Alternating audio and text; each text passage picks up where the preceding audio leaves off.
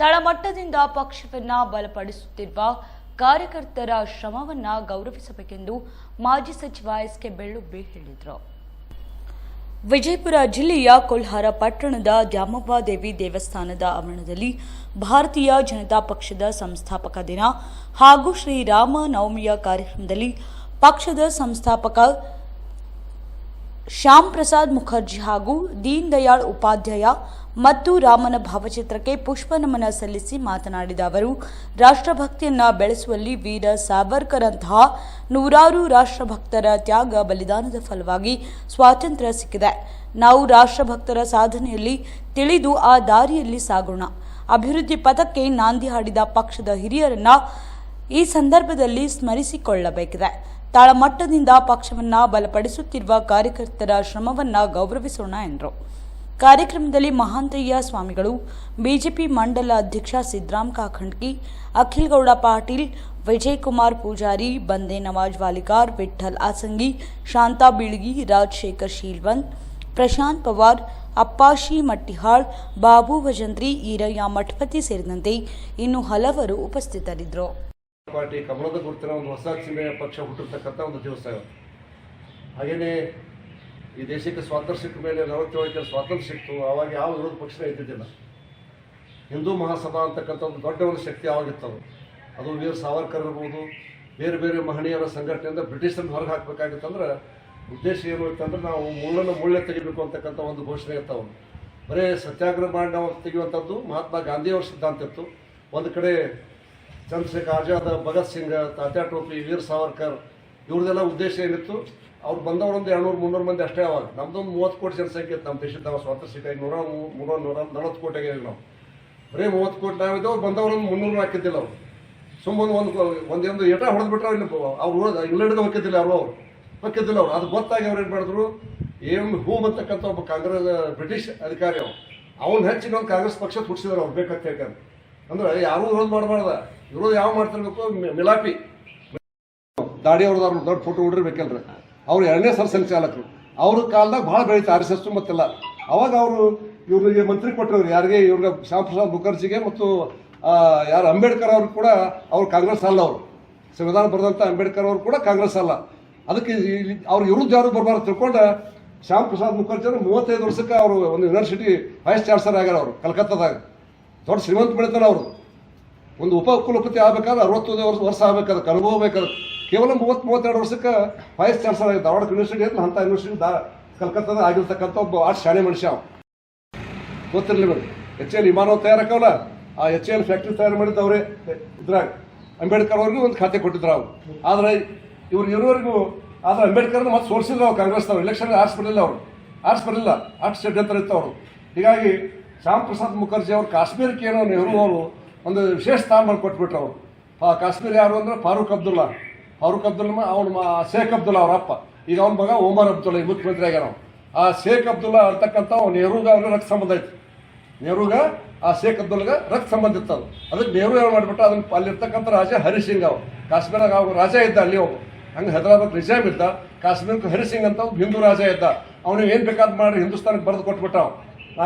ನಾನು ನಿಗೋದಿಲ್ಲ, ನನ್ನ military science ಸಾಂದೈತಿ, ನೀವು ಏನು ಬೇಕಾದ್ ಮಾಡಿದ್ರೆ ಬರೆದು ಕೊಟ್ಟದ್ದನ್ನು ಅಳಿಸಿ ಹಾಕಿ ನೆಹರು ಏನು ಮಾಡಿಬಿಟ್ಟ, ಅದನ್ನು ಶೇಖ್ ಅಬ್ದುಲ್ಲಾ ಅನುಕೂಲ ಅಂತ ತಿಳ್ಕೊಂಡು ಅದಕ್ಕೊಂದು ಸಂವಿಧಾನ ಬೇರೆ ಬರೆದ್ಬಿಟ್ರೆ. ನಮ್ಮ ದೇಶಕ್ಕೊಂದು ಸಂವಿಧಾನ ಬೇರೆ, ಕಾಶ್ಮೀರಕ್ಕೊಂದು ಸಂವಿಧಾನ ಬೇರೆ, ಇಲ್ಲೊಂದು ಧ್ವಜ ಬೇರೆ, ಅಲ್ಲೊಂದು ಧ್ವಜ ಬೇರೆ.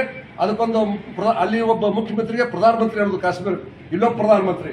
ಅವಾಗ ಶ್ಯಾಮ್ ಪ್ರಸಾದ್ ಮುಖರ್ಜಿ ಹೇಳಿದ್ರು ಮಂತ್ರಿ ಸ್ಥಾನ ಬಿಟ್ಟರು. ಬಿಟ್ಟು ಮಂತ್ರಿ ಬೇಡ ಅಂದ್ರು. ಇದಕ್ಕೆ ಕಾಂಗ್ರೆಸ್ನಲ್ಲಿ ದೇಶಕ್ಕೆ ಭವಿಷ್ಯ ಇಲ್ಲ, ನಾವು ಒಬ್ಬರೇ ಸುಖವಾಗಿರೋದು ಬೇಡ, ಒಂದು ಹೊಸ ರಾಜಕೀಯ ಪಕ್ಷ ಕಟ್ಟಬೇಕಂತೆಲ್ಲ ಬರ್ತಾವೆ. ಅದಕ್ಕೆ ಅವ್ರು ಘೋಷಣೆ ಹಾಕಿದ್ರು. ಏನು ಹಾಕಿದ್ರು? ಏಕ್ ದೇಶ ಮೇ ದೋ ನಿಶಾನ್, ದೋ ಪ್ರಧಾನ್, ದೋ ವಿಧಾನ್, ನಹಿ ಚಲೇಗಿ ಅಂತಕ್ಕಂಥ ಒಂದು 2 ವಿಧಾನ ಮತ್ತು 2 ಪ್ರಧಾನಮಂತ್ರಿ ಮಾಡಕ್ಕೆ ಆಗೋದಿಲ್ಲ ಅಂತಕ್ಕಂಥ ಒಂದು ಘೋಷಣೆ ಹಾಕಿ ಆ ಮಂತ್ರಿ ಮಂಡಲ ಬಿಟ್ಕೊಂಡು ದೊಡ್ಡ ಸೈನ್ಯ ತಗೊಂಡು ಹೋಗಿ ಅಲ್ಲಿ ಹೋರಾಟ ಮಾಡಿದ್ರು. ಆ ಹೋರಾಟ ಮಾಡೋಕ್ಕಂತ ಮೊದಲು ಒಂದು ರಾಜಕೀಯ ಪಕ್ಷ ಬೇಕು ಅಂತೇಳಿ ಗುರೂಜಿ ಅವ್ರನ್ನ ಭೇಟಿ ಆದಾಗ ಒಂದು 14 ಜನ ಯುವಕರನ್ನು ಕೊಟ್ಟರು. ಅವ್ರಿಗೆ 14 ಜನ ಅಟಲ್ ಬಿಹಾರಿ ವಾಜಪೇಯಿ ಅವರು ಸೇರಿ, ಪಂಡಿತ್ ದೀನ್ ದಯಾಳ್ ಉಪಾಧ್ಯಾಯರು ಸೇರಿ, RSS ಕಟ್ಟ ಸ್ವಯಂ ಸೇವಕರು ಅವರು 14 ಜನ ನುರಿತಂತ ಜಗನ್ನಾಥ ಜೋಶಿ ಅವ್ರು ನರ್ಗುಂದವ್ರು, ನಮ್ಮ ಕರ್ನಾಟಕದವ್ರು 14 ಜನ ಯುವಕರನ್ನ ಕೊಟ್ಬಿಟ್ರು. ಅವ್ರಿಗೆ ಆ 14 ಜನ ಕರ್ಕೊಂಡ್ಕೊಂಡು ಆ ಇಡೀ ದೇಶ ತುಂಬ ಭಾರತೀಯ ಜನಸಂಘ ತಿಳ್ಕೊಂಡು 1951 ಅದು ಸೆಪ್ಟೆಂಬರ್ ಅಲ್ಲ. ಆದಮೇಲೆ ಇದು 75ಕ್ಕೆ ಏನು ಮಾಡಿದ್ರು ಇಂದಿರಾ ಗಾಂಧಿ, ಅಲಹಾಬಾದ್ ಹೈಕೋರ್ಟ್ನಾಗ ನ್ಯಾಯ ಇತ್ತದು. ಪಾರ್ಲಿಮೆಂಟ್ ಚುನಾವಣೆಗೆ ನ್ಯಾಯ ಹಾಕ್ತಾರಲ್ಲ, MLA MP ನಿಂತವ್ರು ಇವ್ರು ಸೋತವರು, ನಾವು ನನಗೆ ವೋಟ್ ಸರಿ ಎಣಿಕೆ ಆಗಿಲ್ಲ ಅಥವಾ ನನ್ನ ವೋಟ್ ಸರಿಯಾಗಿ ಹಾಕ್ಸಿಲ್ಲ, ಲಂಚ ಕೊಟ್ಟಾರ, ಕುಡಿಯಾಕೆ ಕೊಟ್ಟಾರ, ಏನೋ ಮಾಡ್ಯಾರ ಅಂತೇಳಿ ಸಾಬೀತು ಇಟ್ಕೊಂಡು ರಾಜನಾರಾಯಣ್ ನಿಂತಿದ್ದ ಇಂದಿರಾ ಗಾಂಧಿ ಅವ್ರದ್ದು ಎಲ್ಲಿ ಅಲಹಾಬಾದ್ ಇದಕ್ಕೆ ಉತ್ತರ ಪ್ರದೇಶದಾಗ. ರಾಜನಾರಾಯಣ್ ಸೋತ ಶಾಲೆ ಮಾಡಿರ್ತಾವ. ಅವೇನು ಮಾಡಿಬಿಟ್ಟ, ಅಲಹಾಬಾದ್ ಹೈಕೋರ್ಟ್ಗೆ ಅರ್ಜಿ ಕೊಟ್ಟಾವ, ಈ ಚುನಾವಣೆ MP ಎಲೆಕ್ಷನ್ ಸರಿಯಾಗಿಲ್ಲ, ಇದನ್ನು ಎನ್ಕ್ವೈರಿ ಆಗಬೇಕು ಅರ್ಜಿ ಕೊಟ್ಕೊಳ್ಳಿ. ಅಲಹಾಬಾದ್ ಹೈಕೋರ್ಟ್ ಜಜ್ಮೆಂಟು ಕೊಟ್ಬಿಟ್ಟ 1974-75ರಾಗ. ಏನು ಇಂದಿರಾ ಗಾಂಧಿ ಅವರು ಆರಿಸಿ ಪದ್ಧತಿ ಸರಿ ಇಲ್ಲ, ಅದಕ್ಕೆ ಮಂತ್ರಿ ಸ್ಥಾನ ಬಿಟ್ಟು ಕೊಡಬೇಕು ಅಂತೇಳಿ ಜಜ್ಮೆಂಟ್ ಆಗ್ತಾವೆ. ಜಜ್ಮೆಂಟ್ ಆದ ಕೂಡಲೇ ಆಕೆ ಏನು ಮಾಡಿಬಿಡ್ನು, ಜೈಲಾಗಿದ್ದವ್ರು ಅವಾಗೆಲ್ಲ. ಹೀಗಾಗಿ ಅವಾಗ ಆ ಜೈಲಾಗಿದ್ದಂಥ ಸಂದರ್ಭದಲ್ಲಿ ಎಲ್ಲ ನಾಯಕರು ಕೂಡ ಚರ್ಚೆ ಮಾಡಿದ್ರು. ಹಿಂಗಾದ್ರೆ ಕಾಂಗ್ರೆಸ್ನ ಕೈ ಕಟ್ಟಿ ಹಾಕಿ ಆಗೋದಿಲ್ಲ. ನಾವು ಜನಸಂಘದವರು ಅರೆಸ್ಟ್ ಆದವ್ರು 100 ಮಂದಿ ಇದ್ರೆ 90 ಮಂದಿ ಭಾರತೀಯ ಜನಸಂಘದವ್ರು. ಇವಾಗ 100 ಮಂದಿ ಜೈಲಿಗೆ ಹೋಗಿದ್ರೆ 90 ಮಂದಿ ಭಾರತೀಯ ಜನಸಂಘದವ್ರು, 10 ಮಂದಿ ಉಳಿದ ಪಾರ್ಟಿ ಸೇರಿ ತಿಳಿದ ನಿಮಗೆ ಅಂದರೆ ಲೆಕ್ಕಕ್ಕೆ ಇಲ್ಲ. ಎಲ್ಲ ಕೆಲಸ ನಾವು ಮಾಡೋದು, ಭೂಗತ ಎಲ್ಲ ಹೋರಾಟ ಮಾಡೋದು. ಹೀಗಾಗಿ ಅದನ್ನೆಲ್ಲ ಕೂಡಿ ಅವಾಗ ಜಯಪ್ರಕಾಶ್ ನಾರಾಯಣ್ ತಕ್ಕ ಬಿಹಾರದಾಗ ಒಬ್ಬ 2ನೇ ಮಹಾತ್ಮ ಗಾಂಧಿ ಅಂತಾರೆ ಅವರು. ಅಲ್ಲಿ ಹುಟ್ಟಿ ಬೆಳೆದವರು, ಮುಂದೆಲ್ಲ ದೊಡ್ಡ ಕ್ರಾಂತಿ, ಕಾಂಗ್ರೆಸ್ ವಿರುದ್ಧ ದೊಡ್ಡ ಕ್ರಾಂತಿ ಮಾಡಿದ್ರು. JP ಚಳವಳಿ ಹೆಸರು ಐತದ ಇತಿಹಾಸದಾಗ. ಹೀಗಾಗಿ ಅವ್ರ ಅಂಡರ್ದೊಳಗೆ LSS ಅಂತ ಮಾಡಿದೆವು, ಲೋಕ ಸಂಘರ್ಷ ಸಮಿತಿ. RSS ನಡ್ಸಕ್ಕೆ ಬರ್ತಿದ್ದಿಲ್ಲ, ಬ್ಯಾನ್ ಆಗಿತ್ತು ಅವಾಗ, ಶಾಖೆ ನಡ್ಸಕ್ಕೆ ಬರ್ತಿದ್ದಿಲ್ಲ. ಲೋಕ ಸಂಘರ್ಷ ಸಮಿತಿ ಅಂತ ಮಾಡಿ ಆ ಎಲ್ಲ ಹೋರಾಟಗಳನ್ನು ಮಾಡಿ ಎಲ್ಲರೂ ಕೂಡ ಚರ್ಚೆ ಮಾಡಿ ಎಲ್ಲ ಸೇರಿ ನಿಮ್ಮ ಪಕ್ಷ ವಿಸರ್ಜನೆ ಮಾಡಬೇಕು, ಒಂದು ಹೊಸ ಪಕ್ಷ ಕಟ್ಟಬೇಕಂತ ನಿರ್ಣಯ ಆಯಿತು. ಅದೆಲ್ಲ ಒಪ್ಪಿಗೆ ಆಯಿತು. 1977ಕ್ಕೆ ಜನತಾ ಪಕ್ಷ ಹುಡ್ತಾವ. ಜನಸಂಘ ಸೇರಿ ಜನತಾ ಪಕ್ಷ ನೇಗಿಲಿ ಹೊತ್ತು ರೈತನ ಚಿನ್ನ. ಎಷ್ಟು ಮಂದಿ ಗೊತ್ತಂತ ಚಿನ್ನ? ನೇಗಿಲಿ ಹೊತ್ತು ರೈತನ ಚಿನ್ನ. ಅವಾಗ ಜನತಾ ಪಕ್ಷ ಹುಡ್ತು, ಸೀಟ್ ಹಂಚಿಕೆ ಮಾಡ್ಕೊಂಡು ಎಲ್ಲ ಕೂಡ ದೊಡ್ಡ ಸಂಖ್ಯೆ ಒಳಗೆ ಕಾಂಗ್ರೆಸ್ ಧೂಳಿಪಟ ಆಯ್ತು. ಹೆಂಗೆ ಮಾನ್ಯ ಆಗಿತ್ತಲ್ಲ 14ರಾಗ. ಹಂಗೆ ಉತ್ತರ ಪ್ರದೇಶ, ಮಧ್ಯಪ್ರದೇಶದಾಗ 1-2 MP ಬರಲಿಲ್ಲ ಅವಾಗ. ಇಂದಿರಾ ಗಾಂಧಿ ಅವರು ಅನಿವಾರ್ಯವಾಗಿ ಅಮೇರಿಕಾದಾಗೆಲ್ಲ ಒತ್ತಡ ಬರ್ತಾವ, ನೀವು ಪ್ರಜಾಪ್ರಭುತ್ವ ಕಗ್ಗೊಲೆ ಮಾಡಿರಿ, ರೇಡಿಯೋ ಕೇಳೋ ಶುದ್ಧವಾಗಿಲ್ಲ, ಪೇಪರ್ ಶುದ್ಧವಾಗಿಲ್ಲ, ಅದಕ್ಕೆ ನೀವು ಎಲೆಕ್ಷನ್ ಮಾಡ್ಲಿಕ್ಕಂದ್ರೆ ನಿಮ್ಗೆ ಯಾವ ಸಹಾಯ ಕೊಡಂಗಿಲ್ಲ ಅಂತ ಹೇಳಿದ್ರು. ಇವನು ಗೋಧಿ ಸರಿ ಇರ್ತಿದ್ದಿಲ್ಲ ನಮ್ಮಲ್ಲಿ. ಅಮೇರಿಕಾ ಗೋಧಿ ಕೊಟ್ಟರೆ ತಿನ್ಬೇಕು ನಾವೆಲ್ಲ, ಅಮೇರಿಕಾ ಹಾಲಿನ ಪುಡಿ ಸಾಲಿಗೆ ಬರ್ಬೇಕು ಅವಾಗ. ಅಂಥ ಒಂದು ಕೆಟ್ಟ ಆಡಳಿತವನ್ನು ಕಾಂಗ್ರೆಸ್ ಮಾಡಿತ್ತು ಅವಾಗ. ಹೀಗಾಗಿ ಅದನ್ನು ಆ ದೇಶಕ್ಕೆ ಯಾರು ಹೇಳಿದ್ರು ಅಂದ್ರೆ ಡಾಕ್ಟರ್ ಸುಬ್ರಹ್ಮಣ್ಯಂ ಸ್ವಾಮಿ. ಈಗ ಅವ್ರ ಹೆಸರು ಕೇಳ್ತಾರೆ, MP ಅದ ತಮಿಳುನಾಡವರು. ಅವಾಗ ಡ್ರೆಸ್ ಬೇರೆ ಹಾಕೊಂಡು ಈ ದೇಶ ಬಿಟ್ಟು ಆ ದೇಶಕ್ಕೆ ಹೋಗಿ ಈ ಇಂಡಿಯಾದಾಗ ನಮ್ಮ ದೇಶದಾಗ ಇಂದಿರಾ ಗಾಂಧಿ ಕಾಂಗ್ರೆಸ್ ಏನು ಮಾಡಕತ್ತೈತೆ ನಾನೆಲ್ಲ ಹೇಳಿದ ಮೇಲೆ ಯುರೋಪ್ ದೇಶದ ಕಂಡದ ಎಲ್ಲ ದೇಶಗಳು ಇದಕ್ಕೊಂದು ಪೈಸೆ ನಾವು ಕೊಡಂಗಿಲ್ಲ ಅಂತ ಹೇಳ್ಬಿಟ್ರು ಅವಾಗ. ಅವಾಗ ಅನಿವಾರ್ಯವಾಗಿ 77ಕ್ಕೆ ಇಂದಿರಾ ಗಾಂಧಿ 12 ತಿಂಗಳ ನಂತರ ಎಮರ್ಜೆನ್ಸಿ ಏನು ತಗೊಂಡ ಇಲೆಕ್ಷನ್ ಘೋಷಣೆ ಮಾಡಿದ್ರು. ಇಲೆಕ್ಷನ್ದಾಗ ಪೂರ್ಣ ಇಂದಿರಾ ಗಾಂಧಿ ಸೇರಿ ಎಲ್ಲರೂ ಸೋತು ಹೋಗ್ಬಿಟ್ರು. ಇಲ್ಲಿ ಕರ್ನಾಟಕದಾಗ ಮಾತ್ರ ಕಾಂಗ್ರೆಸ್ ಬರ್ತಾವ. ಯಾಕಂದ್ರೆ ದೇವರಾಜ್ ಅರಸಿಲ್ಲ ಮುಖ್ಯಮಂತ್ರಿ ಇದ್ದ, ಅವ್ರ ಶ್ರಮದಿಂದ ಇಲ್ಲಿ ಟೇಮೆಂಟ್ ಆ್ಯಕ್ಟ್ ತಂದಿದ್ದಾವೆ. ಹೀಗಾಗಿ ಅವನಿಂದ ಇಲ್ಲಿ ಕಾಂಗ್ರೆಸ್ನ ಮರ್ಯಾದೆ ಉಳಿತು. ಅಲ್ಲೆಲ್ಲ ಧೂಳಿಪಟ ಆಗಿತ್ತು. ಅವಾಗ ಮೊರಾರ್ಜಿ ದೇಸಾಯಿ ಪ್ರಧಾನಮಂತ್ರಿ ಆದರು, ಅಟಲ್ ಬಿಹಾರಿ ವಾಜಪೇಯಿ ಅವರು ವಿದೇಶ ಮಂತ್ರಿ ಆದರು, LK ಅದ್ವಾನಿ ಅವರು ವಾರ್ತಾ ಮಂತ್ರಿ ಆದರು, ಹಾಗೆ ಆಡಳಿತ ಮಾಡಿದ್ರು. ಅಲ್ಲಿ ಬಂದ ಕೂಡಲೇ ಮತ್ತೆ ಕೆಲವು ಸಹಿಸ್ಕೊಳ್ಳೋಕೆ ಆಗಲಿಲ್ಲ. ಒಂದು 77ಕ್ಕೆ ಬಂತು, 78, 79, 2 ವರ್ಷ ಆಗಿದ್ದಿಲ್ಲ. 2 ವರ್ಷದೊಳಗೆ ದ್ವಿಸದಸ್ಯ ಸಿದ್ಧಾಂತ ತಂದುಬಿಟ್ರು ಅವರು. ಅಂದರೆ ಯಾರು ಜನತಾ ಪಕ್ಷದ MLA ಆಗ್ಯಾರ, MP ಆಗ್ಯಾರ ಮತ್ತು ಅವ್ರು ಯಾರು ರಾಷ್ಟ್ರೀಯ ಸ್ವಯಂ ಸೇವಕ ಸಂಘಕ್ಕೆ ಹೋಗಬಾರ್ದು. ಇದು ರಷ್ಯಾದ ಕೆಲವೊಂದು ಕಮ್ಯುನಿಸ್ಟ್ ಸಿದ್ಧಾಂತ ಇದ್ದವರು ಆ ಸರ್ಕಾರದಾಗ ಕೂಡಿದ್ರು ಕೆಲವು ಜನ. ಅವರು ಅದ್ರಾಗ ತಕರಾರು ತೆಗೆದ್ರು. ಅವರು ಯಾರು ಇವತ್ತು ಇಲ್ಲಿ ಮಂತ್ರಿ ಆಗ್ಯಾರ ವಾಜಪೇಯಿ ಅಂತವರು, MLA MP ಆಗ್ಯಾರ, ಅವ್ರು ಯಾರೂ ಕೂಡ ರಾಷ್ಟ್ರೀಯ ಸ್ವಯಂ ಸೇವಕ ಸಂಘಕ್ಕೆ ಹೋಗಬಾರ್ದು ಇವತ್ತಿಂದ. ಅಂದ್ರೆ ನಾವು ನಿಮ್ಮ ಜೋಡಿ ಇರ್ತೇವೆ ಅಂತ ಹೇಳಿದ್ರು. ಸುಮ್ಮನೆ ಜಗಳ ತೆಗೆದುಬಿಟ್ರು. ಅದನ್ನು ತೆಗೆದುಕೊಳ್ಳಿ ಅವಾಗ ವಾಜಪೇಯಿ ಅವರು ಹೇಳಿದರು ಮತ್ತು ಅದ್ವಾನಿ ಅವರು ಹೇಳಿದರು, ರಾಷ್ಟ್ರೀಯ ಸ್ವಯಂ ಸೇವಕ ಸಂಘ ರಾಜಕೀಯ ಪಕ್ಷ ಅಲ್ಲದು, ಅಲ್ಲಿ ತಯಾರಾದವರು ಯಾವ ಬೇಕಾದ್ರೂ ಹೋಗ್ಬೋದು. ಅವರು ಇಂಥಲ್ಲಿ ಹೋಗುತ್ತೆ ರಾಷ್ಟ್ರೀಯ ಸ್ವಯಂ ಸೇವಕ ಸಂಘ ಯಾರಿಗೂ ಹೇಳಂಗಿಲ್ಲ. ಈ BJP ಹೋಗು ಜನಸಂಘಕ್ಕೆ ಹೋಗುತ್ತೆ ಹೇಳಂಗಿಲ್ಲ. ಅವ್ರ ಮರ್ಜಿ ಅದು. ರಾಷ್ಟ್ರ ಕಟ್ಟಕ್ಕೆ ಒಂದು ಒಳ್ಳೆಯ ವಿಚಾರಗಳನ್ನು ಮಾತ್ರ ನಾವು ಕೊಡ್ತೇವೆ ಅಲ್ಲಿ. ಅದಕ್ಕೆ ನಮ್ಮ ಮಾತೃ ಸಂಸ್ಥೆ ಐತಿ, ನಾವು ಬೇಕಾದ್ರೆ ಜನತಾ ಪಕ್ಷ ಬಿಡ್ತೀವಿ, RSS ಬಿಡಾಗಿಲ್ಲ ಅಂತ ತಿಳ್ಕೊಂಡು ವಾಜಪೇಯಿ ಅವರು ಅದ್ವಾನಿ ಅವರು ಬಿಟ್ಟು ಹೊರಗೆ ಬಂದರು. ಹೊರಗೆ ಬಂದಾಗ ಮೊರಾರ್ಜಿ ದೇಸಾಯಿ ಸರ್ಕಾರ ಹೋಗ್ತಾವೆ. ಹುಟ್ಟಿರ್ತಕ್ಕಂಥದ್ದು ಏಪ್ರಿಲ್ 6ನೇ ತಾರೀಕು ಬಾಂಬೆದೊಳಗೆ ಅಟಲ್ ಬಿಹಾರಿ ವಾಜಪೇಯಿ ಅವರು ಮೊದಲೇ ಅಧ್ಯಕ್ಷರಾಗಿ ಕಮಲದ ಗುರುತಿನ ಚಿಹ್ನ ಪಾರ್ಟಿ ಹುಟ್ಟಿರ್ತಕ್ಕಂಥ ಇತಿಹಾಸ. ಗೊತ್ತಾಗ್ತಾ ಸ್ವಲ್ಪ ಗೊತ್ತಿರ್ಬೇಕು ನಮಗೆಲ್ಲ. ಯಾಕೆ ಹೇಳಿದೆ ಅಂತ ಹೇಳಿದ್ರೆ ನೆನಪಾಗೋದಿಲ್ಲ ನಿಮಗೆಲ್ಲ, ಸ್ವಲ್ಪ ನೆನಪಿಟ್ಕೋಬೇಕು ಹೇಗೆ ಬರ್ತದೆ ಇತಿಹಾಸ. ಹೀಗಾಗಿ ಭಾರತೀಯ ಜನತಾ ಪಾರ್ಟಿ 80ನೇ ಇಸ್ವಿಯೊಳಗೆ ಬಾಂಬೆದೊಳಗೆ ಕಮಲದ ಚಿಹ್ನೆಯೊಂದಿಗೆ ಉದಯ ಆಯಿತು. ಮೊದಲೇ ಅಧ್ಯಕ್ಷ ಅಟಲ್ ಬಿಹಾರಿ ವಾಜಪೇಯಿ ಆದರು, ಇವತ್ತಿನ ಅಧ್ಯಕ್ಷ JP ನಡ್ಡಾ ಅದಾರ. ಅದರ ಮಧ್ಯದಲ್ಲಿ ಸಾಕಷ್ಟು ಜನ ಅಧ್ಯಕ್ಷ ಆಗಿ ಹೋಗಿದ್ದಾರೆ. ಅವರೆಲ್ಲರ ಒಂದು ಹೋರಾಟದ ಫಲವಾಗಿ ಇವತ್ತು ಭಾರತೀಯ ಜನತಾ ಪಾರ್ಟಿ ದೇಶದೊಳಗೆ ಇವತ್ತು 11 ವರ್ಷ ಆಗ್ಬತ್ತು, 11 ವರ್ಷ ಜಾಸ್ತಿ ಆಯ್ತು. ಇವತ್ತು ಪ್ರಧಾನಮಂತ್ರಿಯಾಗಿ ಮೋದಿ ಅವರು, ಗುಜರಾತ್ನ ಮುಖ್ಯಮಂತ್ರಿಯಾಗಿ 15 ವರ್ಷ. ಈ ರೀತಿ ಒಂದು ಆಡಳಿತ ಇವತ್ತು ಬಂದಿರತಕ್ಕಂಥ ಸಂದರ್ಭದಲ್ಲಿ ನಾವು ಭಾರತೀಯ ಜನತಾ ಪಾರ್ಟಿ ಕಾರ್ಯಕರ್ತರಾಗಿದ್ದೇವೆ. ಸ್ವತಂತ್ರ ಹೋಗಬೇಕು, ಎಲ್ಲರೂ ಊರಿಗೆ ಒಂದು ಸೈಕಲ್ ಇರ್ತಿದ್ವು, ಊರಿಗೆ ಒಂದು ಸೈಕಲ್ ಇರ್ತಿದ್ದು. ಆ ಸೈಕಲ್ ಕೊಡ್ಬೇಕಾದ್ರೆ ನಾವು ಕಾಂಗ್ರೆಸ್ನಾಗ ಕೊಡ್ತಿದ್ದಿಲ್ಲ ಸೈಕಲ್ ಬಿಟ್ಟರೆ ದೂರ ಇರ್ತದೆ. ಆ ಸೈಕಲ್ ತೊಗೊಂಡು ಯಾರು ಬಳುತಿ ಈ ಕಡೆ ಡೊಳುಬಿ ಹಂಗರಿ ನಡ್ಕೋತ ಹೋಗಿದ್ದೆವು ನಾವೆಲ್ಲ. ಗೊತ್ತಿರಲಿ ನಮಗೆಲ್ಲ. ಅವಾಗ 21 ವರ್ಷ ನಾವು ಅಲ್ಲಿ ನಡ್ಕೊತ ಹೋಗಿದ್ದೀವಿ. ನಾವು ಏನೋ ಅನಿಸ್ತಿರ್ತಿದ್ದೋ ನಮಗೆಲ್ಲ. ರಕ್ಷಾಬಂಧನ ಮಾಡಿಬಿಡ್ತಿದ್ದೀವಿ, ಉತ್ಸವ ಮಾಡಿಬಿಡ್ತಿದ್ದೀವಿ, ವಿಜಯದಶಮಿ ಉತ್ಸವ ಮಾಡ್ತಿದ್ದೀವಿ. ಭಾರತೀಯ ಜನಸಂಘ ಬರ್ತಂದ್ರೆ ಎಲ್ಲಿ ತನಕ ಹೋಗಿದ್ದೆವು, ಬಬಲಾಯತನ ಪ್ರಚಾರಕ್ಕೆ ಹೋಗ್ಯಾವ ನಾವು. ಜನಸಂಘದ ದೀಪದ ಗುರುತಿನ ಪ್ರಚಾರ ಗೊತ್ತಿರಲಿ ಅವ್ರಿಗೆ. ಹೆಂಗೆ ಹೋಗೋದಂದ್ರೆ ಹೆಂಗಾರ ಹೋಗಿದ್ದೀವಿ. ಒಟ್ಟು ಊಟ ಎಲ್ಲಿ ಅಂದ್ರೆ ಬಬಲಾದಿ ಮಾಡಿದ ಸಂಸ್ಕಾರ ಹೋಗಿ ಇಲ್ಲಿಕ ಯಾರ ಬೀಗರು ಇದ್ರೆ ಹಣಸಾಗರದಾಗ ನಮ್ಮ ಗಣಿಯಾರ ಬೀಗರು ಮನೆ ಮಾದೇವಪ್ಪ ಬದಲ್ಕಂಡಿ ಅಂತೇಳಿ TP ಮೆಂಬರ್ ಅದು BJP ಅಂತ ಮುಂದೆ ಅನ್ಕೋತರ ಹೋಗ್ಬೇಕು. ಎಲ್ಲರೂ ಊರಿಗೆ ಒಂದು ಸೈಕಲ್ ಇರ್ತಿದ್ವು, ಊರಿಗೆ ಒಂದು ಸೈಕಲ್ ಇರ್ತಿದ್ದು.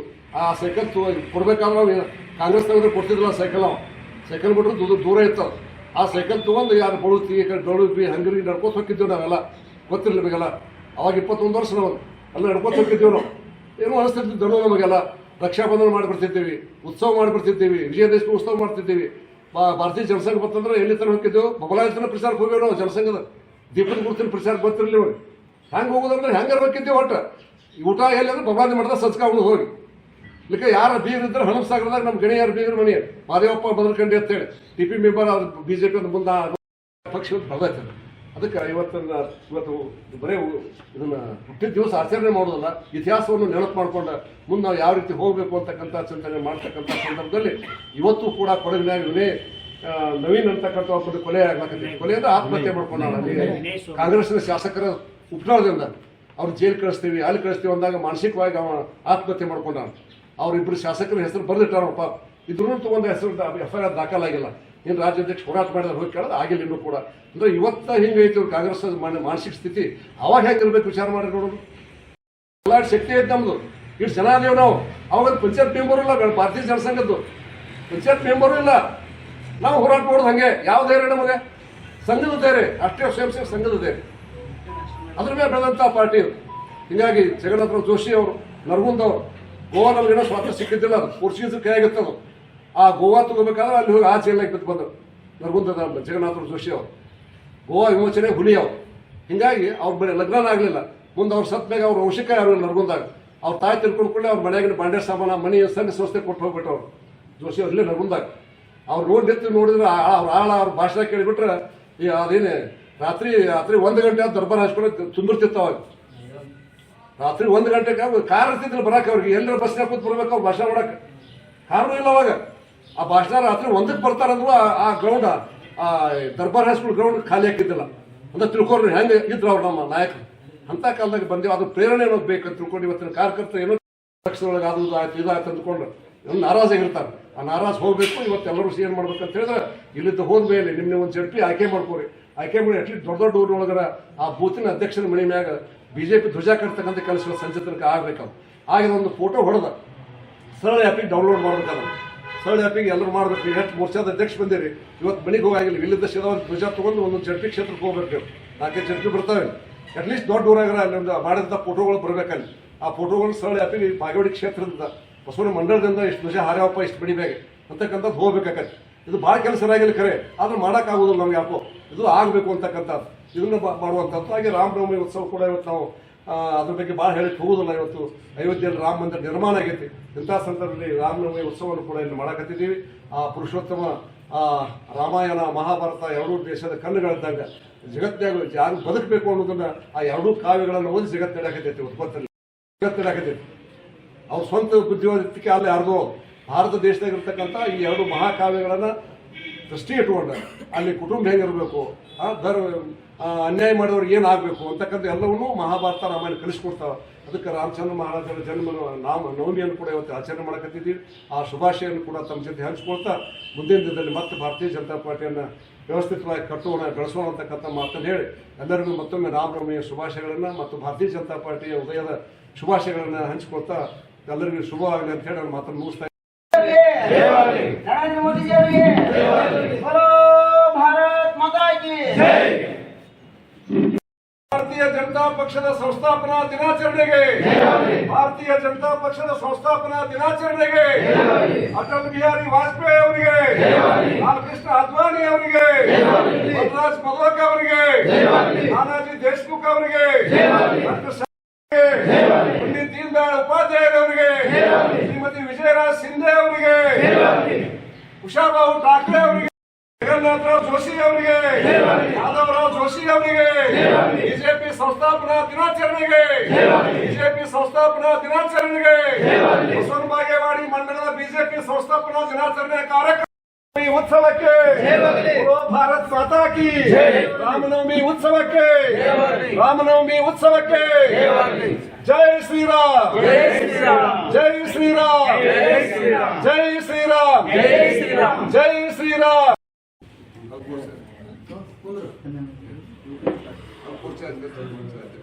ಈ ಕಾರ್ಯಕ್ರಮವನ್ನು ಉದ್ದೇಶಿಸಿ ನಮ್ಮ ಬಸವನ ಬಾಗೇವಾಡಿ ಮಂಡಲ ಅಲ್ಪ ಸಂಖ್ಯಾತ ಆಗಮಿಸಿರ್ತಕ್ಕಂಥ ಸನ್ಮಾನ್ಯ ಬಲಬು ಸಾಹೇಬ್ರವರೇ, ಈ ಮಂಡಳದ ಅಧ್ಯಕ್ಷರಾಗಿರ್ತಕ್ಕಂಥ ಕಾಕಿಂದವರೇ, ಒಂದು ಗ್ರಾಮದ ಆರಾಧ್ಯ ದೇವರಾದ ಜಮ್ಮದೇವಿ ದೇವಸ್ಥಾನದಲ್ಲಿ ಹಮ್ಮಿಕೊಂಡಿತ್ತು. ಈ ಕಾರ್ಯಕ್ರಮದ ಉದ್ಘಾಟನೆ बोलो भारत माता की जय. ಭಾರತೀಯ ಜನತಾ ಪಕ್ಷದ ಸಂಸ್ಥಾಪನಾ ದಿನಾಚರಣೆಗೆ, ಭಾರತೀಯ ಜನತಾ ಪಕ್ಷದ ಸಂಸ್ಥಾಪನಾ ದಿನಾಚರಣೆಗೆ, ಶ್ರೀ ರಾಮನವಮಿ ಉತ್ಸವಕ್ಕೆ, ಜೈ ಶ್ರೀರಾಮ್, ಜೈ ಶ್ರೀರಾಮ್, ಜೈ ಜೈ ಶ್ರೀರಾಮ್, ಜೈ ಜೈ ಶ್ರೀರಾಮ್, ಜೈ ಶ್ರೀರಾಮ್. ಭಾರತ್ ಮಾತಾ ಕಿ ಹೆಮ್ಮೆ ಪ್ರಧಾನಮಂತ್ರಿ ನರೇಂದ್ರ ಮೋದಿ ಅವರಿಗೆ, ಬಸವನ ಬಾಗೇವಾಡಿ ಮಂಡಳದ ಬಿಜೆಪಿ ಹಜರತ್ ಖಾನ್ ಬಾಬಾ ತಂತ್ರ ಮಂತ್ರದ ಪ್ರಸಿದ್ಧಿ ಪಡೆದ ಮಹಾಗುರುಗಳು.